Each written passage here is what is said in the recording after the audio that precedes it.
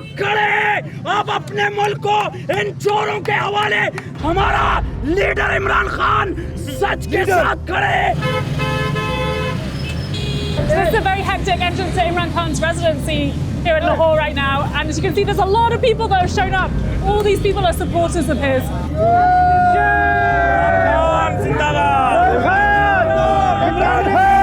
Why are you outside his house right now? Without ticket, the government, imported government has arrived here to arrest him. So you're protecting Imran Khan against arrest? I'm protecting Imran Khan. We are fighting for Imran Khan.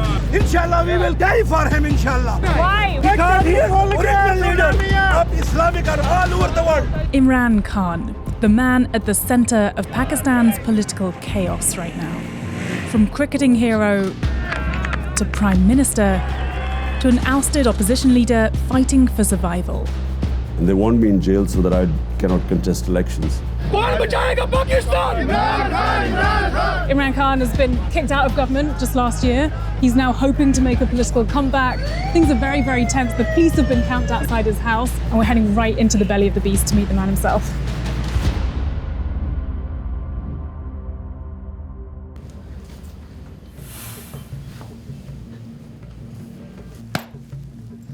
It is a very interesting time in Pakistan at the moment. Right outside your house, there's been police who came to try and arrest you just last night. Around them are all your supporters that we just passed coming in here today. How does it feel to be in the middle of this firestorm? What I always hoped one day would be my people being politically aware, understanding what true freedom is. The demand in Pakistan is for real freedom, which means justice, which means fundamental rights. In my 26 years of politics, it's the first time I feel that people realize that they want true freedom. 30 years ago, you were one of the greatest cricket players of all time. You were a national hero, a captain for this country. Did you know you were going to be Prime Minister of this country? No, it was never my ambition because I was focused completely on cricket. I played 21 years of international cricket. And when I went into politics, it was the biggest challenge. And I would not have gone there had I not already gone through the mill in my life of facing ups and downs. 3.5 years as a Prime Minister was the most difficult thing I'd ever done because our country was bankrupt. But you never look back in life because people ask me, you had such a great glamour life as a cricketer. I look upon that life and, I don't even remember it. It means nothing to me. Really? There's not a tiny part of you that misses it? So many people will remember you from, being splashed across the Daily Mail. My mum's a big fan. You were a total babe magnet. You don't miss that life free of responsibility at all? Not even once have I ever missed that life. In fact, I don't even watch any cricket anymore. It is time for fresh faces to come into Pakistani politics. Since bursting into politics in 1996 and being elected Prime Minister in 2018, the challenges facing Imran Khan have been enormous. Just a few months back, Khan was leading a rally when he was shot 3 times in the leg. What was it like for you, knowing that someone is shooting at you? Well, I was expecting an attempt on my life, and I had predicted that for 2 months. When I heard the gunshots, I thought they were firecrackers.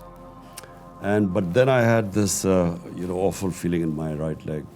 I had 3 bullets in my left leg, and one of them had broken my bone. But it also had damaged my nerve in my foot. But even when I was lying down, I thanked the Almighty because I knew I was saved. And what about now? I mean, are you scared? Well, the threat of assassination is probably even more now than before because the 3 people who I knew were responsible for this, they're still sitting in power. And they're probably more worried now than ever before because all indications are that whenever there are elections, my party is going to sweep the elections. Despite Khan's finger-pointing at the current government, there's no evidence that the ruling party was behind the assassination attempt. But they have pushed back the date for the next elections and filed dozens of legal cases against him, which is widely seen as an attempt to prevent him from running again. You are facing some very serious legal charges right now. There's a possibility that could lead to a prison sentence. The corruption cases against me, there's just one, what they're saying, when you get public gifts in Pakistan, they are saying that I sold one of the gifts. So I want a public hearing about this. I want this to be in public, covered by the media when this case comes to court. How would you handle prison? I survived an attempt. I'm really lucky to be alive. So, I mean, prison will be, I guess when it comes to it, I'll go to it. But if I don't fight for my country, who will? A few days after this interview was filmed, the violence escalated. One supporter was killed, and when the police unsuccessfully tried to arrest Khan at his home, 2 full days of chaos ensued. You're fighting for political survival. You are telling your people to go out on the streets, to march, to go to jail for you. You're calling for early elections. You say that your priority is economic and political stability. Do you ever think that if you were to step aside, if you were to let go, the government could get on with running the economy? If the current government was worried about economic stability, why did they conspire to remove our government? We only had 1.5 years left. So why? What was the hurry? The Prime Minister was about to be convicted. His sons were about to be convicted on billions of rupees of corruption. So the hurry was they didn't want to remove the government because there was a problem with the economy or they were worried about inflation. They wanted to remove the government because they wanted to get rid of the corruption cases, which they did. Inshallah, corruption. मेरा ये आपसे वादा है कि मैं आपको काबू करके दिखाऊंगा. You came into power promising to eradicate corruption within 6 months. You haven't done that. Corruption perception index worsened during your rule. The problem in Pakistan is that we have what is called elite capture. The ruling elite is above law. So it's not just Pakistan's problem, it's the problem with the entire developing world. My whole campaign is to bring the powerful crooks under the law. And why I failed, unfortunately, because the National Accountability Bureau, which deals with corruption, was not under me, was under the army chief. So you're saying you don't have control over the military? Because the army chief had the veto, I could not get the powerful crooks convicted, which is why we could not improve on our corruption index. If you cannot bring the powerful under the rule of law and hold them accountable, then I'm afraid, how can you control corruption?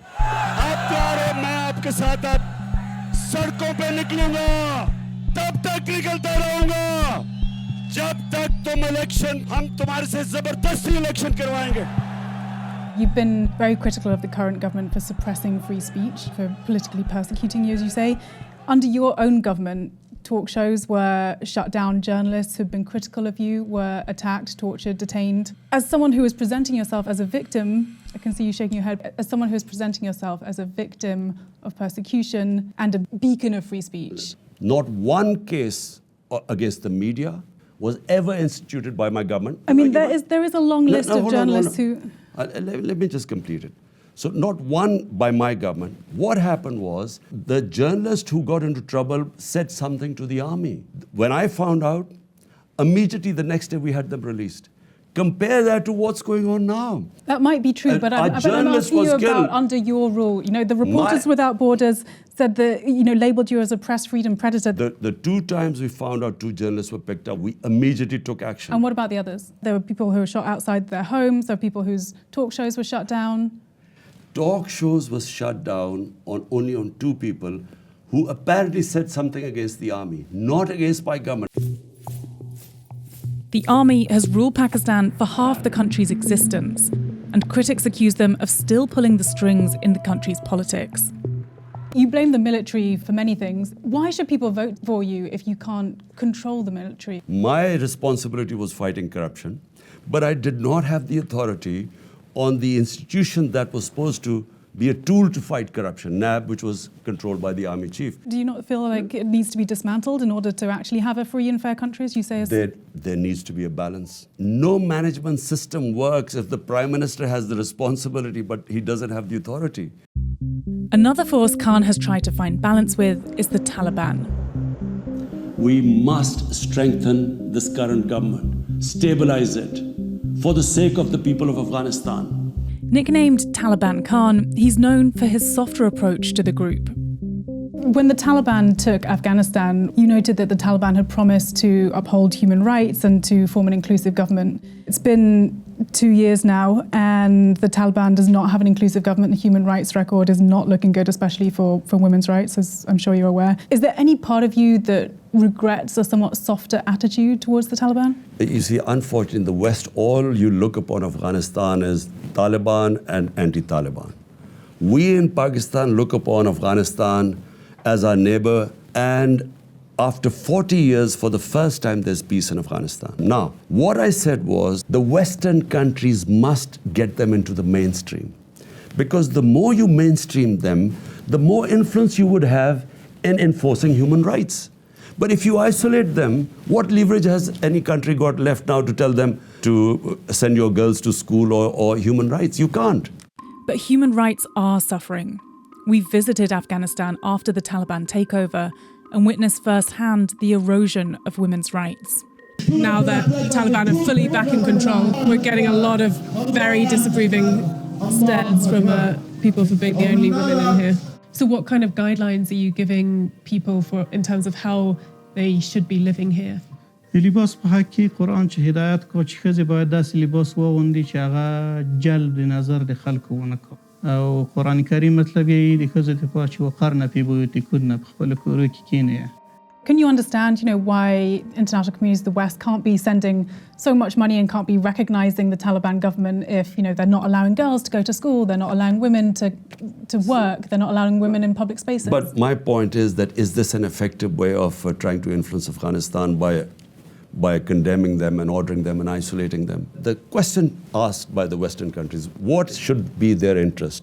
A stable government in Afghanistan, there shouldn't be any international terrorism. But if you isolate them, why would they listen to anyone? That's my only point. Khan says the dire situation for women in Afghanistan will not benefit from the world's isolation. But what about the women in his own country? There's a strong movement of young Pakistani women at the moment who are fighting for gender equity in this country. Do you support those Pakistani feminists in their fight for gender equity? Absolutely. Yeah. Look, and Pakistan is very fortunate in a lot of ways when you compare what is going on, in other countries. I mean, we have a woman twice became Prime Minister. But you say that, women are in a good situation then in Pakistan, but why did you have so few of them in your top brass when you were in government? Well, it's a merit system. You had one of the worst records of female representation over the last few governments. Yeah, but look, you want a system of merit. In the US, you haven't had a woman prime minister, a president so far. The point is that you select a cabinet on merit, people who are going to deliver. If you do get back into power, will you work to improve that record? No, it's not a question. Look, when you come into power, your number one priority is to deliver to the people, give them governance. So to give them governance, you need the best people in the best ministries. And there aren't good women? So if they are, like Shireen Mazari, one of our most powerful ministers, you don't just fill in spaces just because of quotas, because in the end, the people are going to ask you, we expected you to deliver, what is your result? Khan doesn't just see himself as a champion of women's rights, but also as a staunch defender of Muslims around the world. A record that's also been called into question. I've covered human rights for a decade. The worst human rights atrocity that I've ever covered is the repression of Muslim Uyghurs in China.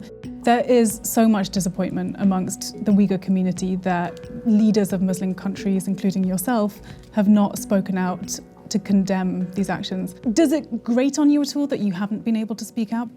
Look, Isabel, problem is there's Imran Khan as a human rights activist.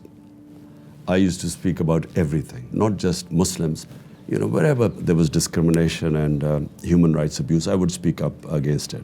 When you become the Prime Minister, your number one priority becomes, in my case, 220 million people of Pakistan. When that is your number one priority, then you have to be very careful.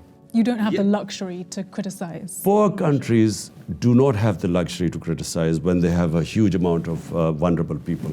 Rich countries, unfortunately, they too are selective. But China isn't the only country Khan refuses to criticize. He happened to be visiting Russian President Vladimir Putin the very day he invaded Ukraine. What was Putin like that day? You got a front row seat to war breaking out and him literally launching war that day. The morning, just before, an hour before my meeting, we found that they had invaded Ukraine. So I first thought he might cancel the meeting. Then I thought it would be a brief meeting. I didn't think I would be sitting there for 3 hours. Did you bring it up with him? And he gave the Russian point of view. Why didn't the West include Russia in NATO? Why is this alliance against Russia? And why at the doorstep? So he had his point of view.